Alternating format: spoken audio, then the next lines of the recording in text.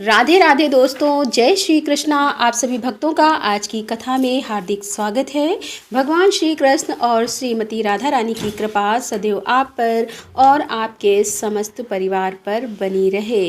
दोस्तों, आज आप सुनेंगे फागुन मास की कथा का 14वां अध्याय। और जिन भक्तों ने इससे पहले के अध्याय नहीं सुने हैं तो इस कथा को सुनने के बाद पिछले अध्याय जरूर सुन लीजिए। श्री हरि विष्णु का ध्यान करके आज की पावन कथा का प्रारंभ करते हैं। भीष्म जी बोले कि हे भगवान, यह तो बड़े आश्चर्य की बात है कि वामन जी के द्वारा दानव राज्य बास्कल बंधन में डाला गया, परंतु मैंने तो श्रेष्ठ ब्राह्मणों के मुख से ऐसी कथा सुन रखी है कि भगवान ने वामन रूप धारण करके राजा बलि को बांधा था और विरोचन कुमार बलि आज तक पाताल लोक में ही मौजूद है। अतः आप मुझसे बलि के बांधे जाने की कथा का वर्णन कीजिए। तब पुलस जी, मैं तुम्हें सब बातें बताता हूँ, सुनो। पहली बार की कथा तो तुम सुन ही चुके हो, दूसरी बार वर्तमान स्वतः मनन में भी भगवान श्री विष्णु ने त्रिलोकी को अपने चरणों से नापा था। उस समय उन देवादिदेव ने अकेले ही यज्ञ में जाकर राजा बलि को बांधा और भूमि को नापा था। उस अवसर पर भगवान का पुनः वामन का अवतार हुआ था तथा उन्होंने पुनः त्रिविक्रम रूप धारण किया था और वे पहले वामन होकर फिर अवाम अर्थात विराट हो गए थे। भीष्म जी ने पूछा कि हे ब्राह्मण, किस कर्म के परित्याग से मनुष्य प्रेत योनि में जाता है तथा किस कर्म के द्वारा वह उससे छुटकारा पाता है, यह भी मुझे बताने की कृपा कीजिए। तब जिस कर्म से जीव प्रेत होता है तथा जिस कर्म के द्वारा देवताओं के लिए भी दोस्तर और नरक में पड़ा हुआ प्राणी भी उससे मुक्त हो जाता है, उसका वर्णन करता हूँ। प्रेत योनि में पड़े हुए मनुष्य सत्पुरुष के साथ वार्तालाप तथा पुण्य तीर्थों का बारंबार कीर्तन करने से उससे छुटकारा पा जाते हैं। भीष्म, सुना जाता है कि प्राचीन काल में कठिन नियमों का पालन करने वाले एक ब्राह्मण थे जो प्रथु नाम से सर्वत्र विख्यात थे। वे सदा संतुष्ट रहा करते थे, उन्हें योग का ज्ञान था। वे प्रतिदिन स्वाध्याय, होम, जप और यज्ञ में संलग्न रहकर समय व्यतीत करते थे। उन्हें परमात्मा के तत्व का बोध था। वे शम अर्थात मनोनिग्रह, दम अर्थात इंद्रिय संयम और क्षमा से युक्त रहते थे। उनका चित्त अहिंसा धर्म में स्थित था। वे सदा ही अपने कर्तव्य का ज्ञान रखा करते थे और ब्रह्मचर्य, तपस, पित्तकार अर्थात श्राद्ध, तर्पण और वैदिक कर्मों में उनकी प्रवृत्ति रहती थी। वे परलोक का भय मानते थे और सत्य भाषण में रत रहते थे। सबसे मीठा वचन बोलते और अतिथियों के सत्कार में मन लगाते थे। सुख दुख आदि संपूर्ण द्वंद्व का परित्याग करने के लिए सदा ही योगाभ्यास में भी तत्पर रहते थे। अपने कर्तव्य के पालन और स्वाध्याय में लगे रहना उनका नित्य का नियम था। इस प्रकार संसार को जीतने की इच्छा से सदा ही शुभ कर्म का अनुष्ठान किया करते थे। ब्राह्मण देवता को वन में निवास करते हुए अनेकों वर्ष व्यतीत हो गए। एक बार उनका ऐसा विचार हुआ कि मैं तीर्थ यात्रा करूं, तीर्थों के पावन जल से अपने शरीर को पवित्र बनाऊं। ऐसा सोचकर उन्होंने सूर्योदय के समय शुद्ध चित्त से पुष्कर तीर्थ में स्नान किया और गायत्री का जप तथा नमस्कार करके यात्रा के लिए चल पड़े। अब जाते जाते एक जंगल के बीच में कंठ का किरण भूमि में जहाँ ना पानी था ना वृक्ष, उन्होंने अपने सामने 5 पुरुषों को खड़े देखा जो देखने में बड़े ही भयंकर थे। उन विकट आकार तथा पापपूर्ण दृष्टि वाले अत्यंत घोर प्रेतों को देखकर उनके हृदय में कुछ भय का संचार हो आया। फिर भी वे निश्चल भाव से खड़े रहे। यद्यपि उनका चित्त भय से उद्गंध हो रहा था, तथापि उन्होंने धैर्य धारण करके मधुर शब्दों में पूछा, विकराल मुख वाले प्राणियों, तुम लोग कौन हो? किसके द्वारा कौन सा ऐसा कर्म बन गया है जिससे कि तुम्हें इस विकृत रूप की प्राप्ति हुई है? हे प्रेतों ने कहा, हम भूख और प्यास से पीड़ित होकर सर्वदा महान दुख से घिरे रहते हैं। हमारा ज्ञान और विवेक नष्ट हो गया है। हम सभी अचेत हो रहे हैं।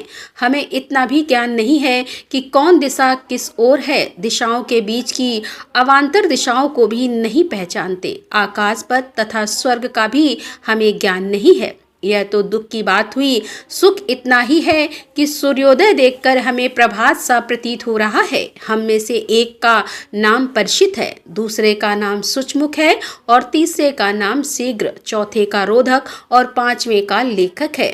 ब्राह्मण ने पूछा, तुम्हारे नाम कैसे पड़ गए? क्या कारण है जिससे कि तुम लोगों को यह नाम प्राप्त हुए? प्रेतों में से एक ने कहा, मैं सदा स्वादिष्ट भोजन किया करता था और ब्राह्मणों को पर्युषण अर्थात बासी अन्न देता था। इसी हेतु को लेकर मेरा नाम पीयूष पड़ा। मेरे इस साथी ने अन्न आदि के अभिला बहुत से ब्राह्मणों की हिंसा की है, इसीलिए इसका नाम सूची मुख पड़ा है। यह तीसरा प्रेत भूखे ब्राह्मण के याचना करने पर भी उसे कुछ देने के भय से शीघ्रता पूर्वक वहां से चला गया था, इसीलिए इसका नाम शीघ्र हो गया था। यह चौथा प्रेत ब्राह्मणों को देने के भय से उद्विग्न होकर सदा अपने घर पर ही स्वादिष्ट भोजन किया करता था, इसीलिए इसे रोधक कहा गया है। तथा हम लोगों में सबसे बड़ा पापी जो यह पांचवा प्रेत है, यह याचना करने पर भी चुपचाप खड़ा रहता था।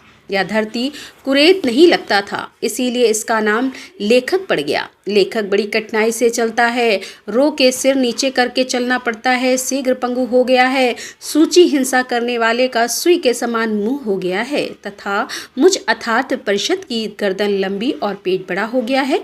अपने पाप के प्रभाव से मेरा अंडकोश भी बढ़ गया है तथा दोनों ओंठ भी लंबे होने के कारण लटक रहे हैं। यही हमारे प्रेत योनि में आने का वृतांत है।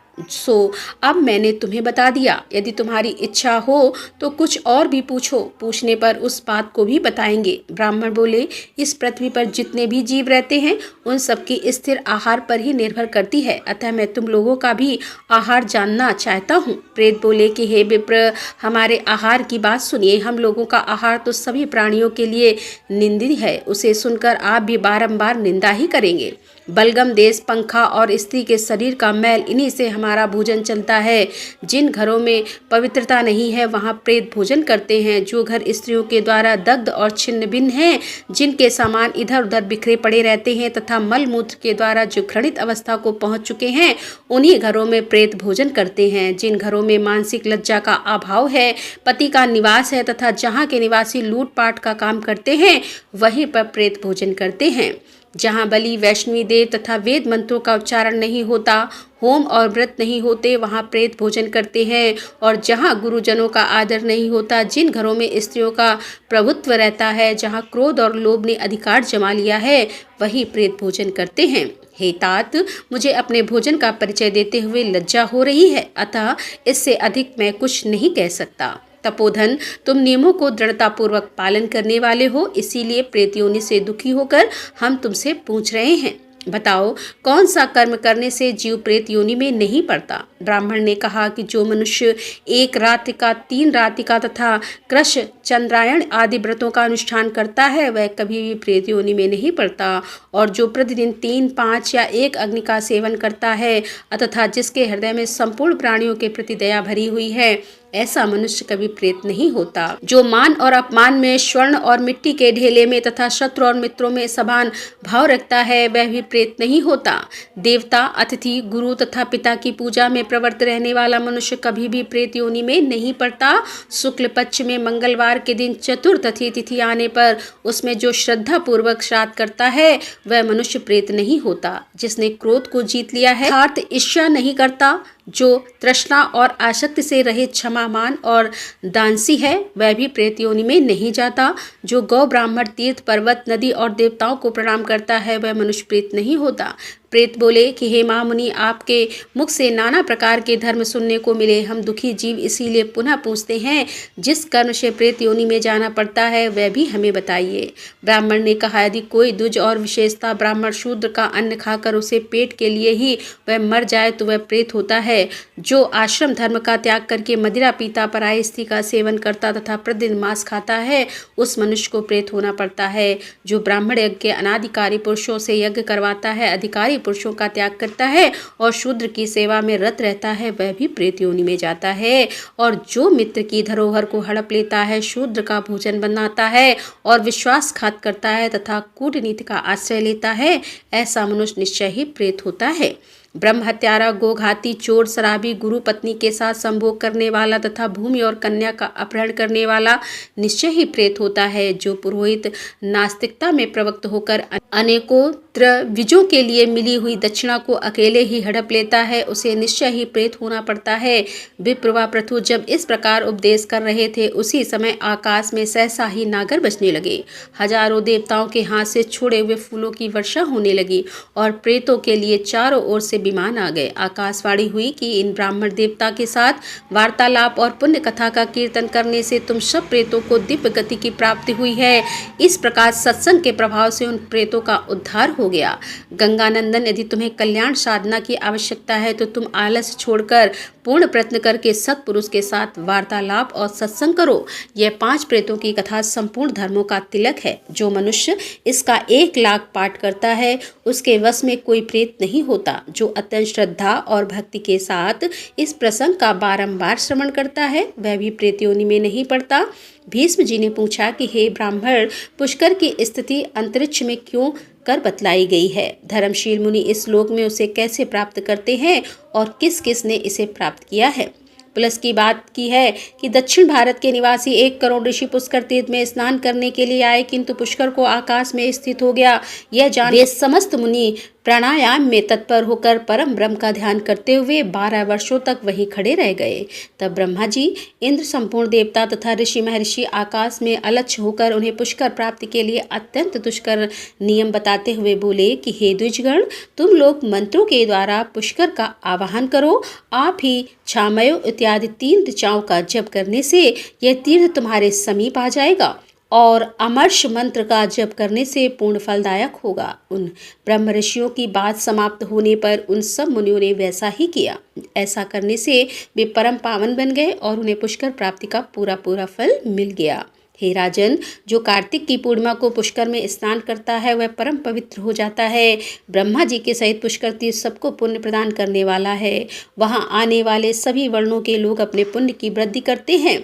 वे मंत्र ज्ञान के बिना ही ब्राह्मणों के तुल्य हो जाते हैं, इसमें तनिक भी संदेह नहीं है। यदि कार्तिक की पूर्णिमा को कृतिका नक्षत्र हो तो उसे स्नान दान के लिए अत्यंत उत्तम समझना चाहिए। यदि उस दिन भरणी नक्षत्र हो तो भी वह तिथि मुनियों द्वारा परम पुण्यदायिनी बतलाई गई है, और यदि उस तिथि को रोहिणी नक्षत्र हो तो वह महाकार्तिकी पूर्णिमा कहलाती है। उस दिन का स्नान देवताओं के लिए भी दुर्लभ है। यदि शनिवार, रविवार तथा बृहस्पतिवार इन तीनों दिनों में से किसी भी दिन उपयुक्त तीनों नक्षत्र में से कोई नक्षत्र हो तो उस दिन पुष्कर में स्नान करने वाले को निश्चय ही अश्वमेध यज्ञ का पुण्य होता है। उस दिन किया हुआ दान और पितरों का तर्पण अक्षय हो जाता है। यदि सूर्य विशाखा नक्षत्र पर और चंद्रमा कृतिका नक्षत्र पर हो तो पदम नामक योग बनता है, और यह पुष्कर में अत्यंत ही दुर्लभ माना गया है। जो आकाश में उतरे हुए ब्रह्मा जी के इस शुभ तीर्थ में स्नान करते हैं, उन्हें महान अभ्युदयशाली लोकों की प्राप्ति होती है। हे महाराज, उन्हें दूसरे किसी पुण्य के करने का या न करने की लालसा नहीं रहती। यह मैंने सच्ची बात कही है। पुष्कर इस पृथ्वी पर सब तीर्थों में श्रेष्ठ बताया गया है। संसार में इससे बढ़कर पुण्य तीर्थ दूसरा कोई नहीं है। कार्तिक की पूर्णिमा को यह विशेष पुण्यदाय होता है। वहाँ उदम वंश से सरस्वती का आगमन हुआ और उसी के जल से मुनिजल सेवित पुष्कर तीर्थ भरा हुआ है। सरस्वती ब्रह्मा जी की पुत्री हैं। वह पुण्य सलीला और पुण्यदायिनी नंदी है। बस स्तंभ से विस्तृत आकार धारण करके वह उत्तर की ओर प्रभावित हुई हैं। इस रूप में कुछ दूर जाकर वह फिर से पश्चिम की ओर बहने लगती हैं और वहां के प्राणियों पर दया करने के लिए अदृश्य भाव का परित्याग करके स्वच्छ जल की धारा बहाती हुई प्रकट रूप में स्थित होती हैं। कनका, सुप्रभा, नंदा, प्राची और सरस्वती, ये 5 स्रोत पुष्कर में विद्यमान हैं। इसीलिए ब्रह्मा जी ने सरस्वती को पंचश्रोता कहा है। उसके तट पर अत्यंत सुंदर तीर्थ और मंदिर हैं जो सब ओर से सिद्धों और मुनियों द्वारा सेवित हैं। उन सभी तीर्थों में सरस्वती ही धर्म का हेतु है। वहाँ स्नान करने, जल पीने तथा स्वर्ण आदि दान करने से महानदी सरस्वती अच्छे फल उत्पन्न करती है। मुनीश्वरगण अन्न और वस्त्र का दान श्रेष्ठ बतलाते हैं। जो मनुष्य सरस्वती तटवर्ती तीर्थों में इन वस्तुओं का दान करते हैं, उनका दान धर्म का साधक और अत्यंत उत्तम माना गया है। जो स्त्री या पुरुष संयम में रहकर प्रयत्नपूर्वक उन तीर्थों में उपवास करते हैं, वे ब्रह्मालोक में जाकर यथेष्ट आनंद का अनुभव करते हैं। जो स्थावर या फिर संगम प्राणी प्रारब्ध कर्म का क्षय हो जाने पर सरस्वती के तट पर मृत्यु को प्राप्त होते हैं, वे सब हटाल यज्ञ के संपूर्ण श्रेष्ठ फल प्राप्त करते हैं। जिनका चित्त जन्म और मृत्यु आदि के दुख से पीड़ित है, उन सभी मनुष्यों के लिए सरस्वती नदी धर्म को उत्पन्न करने वाली अरणी के समान है। अतः मनुष्य को प्रयत्नपूर्वक उत्तम फल प्रदान करने वाली महानदी सरस्वती का सब प्रकार से सेवन करना चाहिए। जो सरस्वती के पवित्र जल का नित्यपान करते हैं, वे मनुष्य नहीं, इस पृथ्वी पर रहने वाले देवता हैं। दुष्ट लोग यह दान एवं तपस्या से जिस फल को प्राप्त करते हैं, वह यहाँ स्नान करने मात्र से शूद्रों को भी सुलभ हो जाता है। महापात की मनुष्य भी पुष्कर तीर्थ के दर्शन मात्र से पाप रहित हो जाते हैं और शरीर छूटने पर स्वर्ग को जाते हैं। पुष्कर में उपवास करने से पारंपरिक यज्ञ का फल मिलता है। जो यहाँ अपनी शक्ति के अनुसार प्रतिमास भक्तिपूर्वक ब्राह्मण को तिल का दान करता है, वह बैकुंठ धाम को प्राप्त होता है। और जो मनुष्य वहाँ शुद्ध व्रत से रहकर 3 रात तक उपवास करते हैं और ब्राह्मणों को दान देते हैं, धन का दान देते हैं, वे मरने के पश्चात ब्रह्मा का रूप धारण करके विमान पर आरूढ़ होकर ब्रह्मा जी के साथ सायुज्य को मोक्ष को प्रदान हो जाते हैं। पुष्कर में गंगोभेद नाम का तीर्थ है, जहाँ नदियों में श्रेष्ठ गंगा जी सरस्वती को देखने के लिए आई थी। उस समय वहाँ आकर गंगा जी ने कहा, सखी, तुम तो बड़ी सौभाग्यशाली नहीं हो, तुमने देवताओं का यह दुष्कर कार्य किया है जिसे दूसरा कोई कभी नहीं कर सकता था। हे महाभाग, इसीलिए देवता भी तुम्हारा दर्शन करने आए हैं। तुम मन, वाणी और शरीर क्रिया के द्वारा इनका सत्कार करो। पुलस्त्य जी, गंगा जी के ऐसा कहने पर ब्रह्म कुमारी सरस्वती उन सुरेश्वर की पूजा करके फिर अपने सखियों से मिली। ज्येष्ठ और मध्यम पुष्कर के बीच उनका विश्वविख्यात समागम हुआ। वहाँ सरस्वती का मुख पश्चिम दिशा की ओर और गंगा का उत्तर की ओर है। तदंतर पुष्कर में आए हुए समस्त देवता सरस्वती के दुष्कर कर्म का महत्व समझकर उनकी स्तुति करने लगे। देवता बोले कि हे देवी, तुम्ही घृति, तुम्ही मति, तुम्ही लक्ष्मी, तुम्ही विद्या और तुम्ही परम गति हो। श्रद्धा, परानिष्ठा, बुद्धि, मेधा, घृति और क्षमा भी तुम ही हो। तुम ही सिद्धि हो, तुम ही स्वाहा हो और स्वधा हो, तथा तुम ही परम पवित्र मत अर्थात सिद्धांत हो। संध्या, रात्रि प्रभा, भूत, मेधा, श्रद्धा, सरस्वती, यज्ञ विद्या, महाविद्या, गुहा विद्या, सुंदर, अनकी, चिकी अर्थात तर्क विद्या, त्रय विद्या, वेद त्रय और दंड नीति, यह सब तुम्हारे ही नाम है। समुद्र को पानी वाली श्रेष्ठ नंदी, तुमको नमस्कार है। पुण्य सलीला सरस्वती, तुम्हें नमस्कार है। पापों से छुटकारा दिलाने वाली देवी, तुम्हें नमस्कार है। रागे, तुम्हें नमस्कार है। देवताओं ने जब इस प्रकार से उस दिव्य देवी का स्तवन किया, तब वह पूर्वाभिमुख होकर स्थिर हुई और ब्रह्मा जी के कथन अनुसार वहीं प्राची सरस्वती है। संपूर्ण देवताओं से युक्त होने के कारण देवी सरस्वती सब तीर्थों में प्रधान है। वहाँ सुधा बट नाम का एक पितामह संबंधी तीर्थ है, जिसके दर्शन मात्र से वहाँ महापात भी पुरुष भी शुद्ध हो जाते हैं और ब्रह्मा जी के समीप रहकर दिव्य भोगों को भोगते हैं। जो नर श्रेष्ठ वहाँ उपवास करते हैं, वे मृत्यु के पश्चात हंस युक्त विमान पर आरूढ़ होकर निर्भयतापूर्वक शिवलोक को जाते हैं। और जो लोग वहाँ शुद्ध अंतःकरण करने वाले ब्रह्मा ज्ञानी महात्माओं को थोड़ा भी दान करते हैं, उनका वह दान उन्हें 100 जन्मों तक फल देता रहता है। जो मनुष्य वहाँ टूटे फूटे तीर्थों का जन उद्धार करते हैं, वे ब्रह्मलोक में जाकर सुखी एवं आनंदित होते हैं। जो मनुष्य ब्रह्मा जी की भक्ति के परायण होकर पूजा जप और होम करते हैं, उन्हें वह सब कुछ अनंत पुण्य फल प्रदान करता है। उस तीर्थ में दीपदान करने से ज्ञान नेत्र की प्राप्ति होती है। मनुष्य अतीन्द्रिय पद में स्थित होता है और धूप दान से उसे ब्रह्मधाम की प्राप्ति होती है।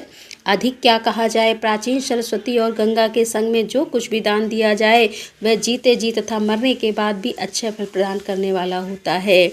वहाँ स्नान जप और होम करने से अनंत फल की सिद्धि होती है। भगवान श्री रामचंद्र जी ने भी उस तीर्थ में जाकर मार्कंडेय जी के कथरात अपने पिता दशरथ जी के लिए पिंडदान किया था और श्राद्ध किया था। वहाँ एक चौकोर बावली है, जहाँ पर पिंडदान करने वाले मनुष्य हंस युक्त विमान से स्वर्ग को जाते हैं।